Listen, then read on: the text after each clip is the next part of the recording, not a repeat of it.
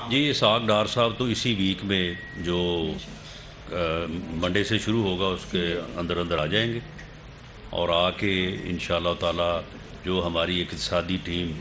پہلے بھی بڑی تندہی سے محنت سے کام کر رہی ہے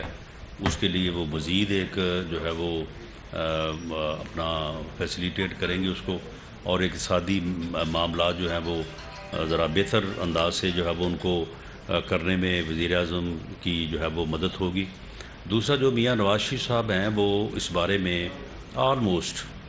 میں کیونکہ وہ قائد ہیں پارٹی کے، ان کے اوپر کوئی فیصلہ جو ہے پارٹی مسلط نہیں کر سکتی، وہ خود چاہیں گے یا ان کا جو ویژن ہوگا وہی آخری بات ہوگی، لیکن پارٹی نے ان کو یہ ریکویسٹ کی ہے کہ یہ ہم جو اب تنظیمی جو اپنا پروگرام آج ستمبر تک جو ہے اس کو ختم کر رہے ہیں، یہ بھی انہی کی انسٹرکشن کے اوپر ہو رہا ہے اور انہی کی گائیڈ لائن کے اوپر جو ہے وہ اس کو کیا جا رہا ہے۔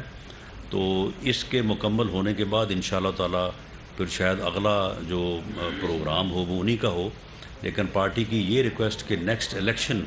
میں میاں نواز شریف صاحب پارٹی کو الیکشن کمپین جو ہے وہ لیڈ کریں، اویلیبل ہوں، اس کو انہوں نے جو ہے وہ مان لیا ہے، اور انشاءاللہ تعالی جب بھی الیکشن، کیونکہ 2023 الیکشن ایئر ہے، وہ اپریل مئی میں ہوتے ہیں یا سپٹمبر اکتوبر میں ہوتے ہیں، بہرحال وہ جب بھی ہوں گے تو انشاءاللہ تعالی اس سے پہلے میاں نواز شریف صاحب پاکستان میں ہوں گے۔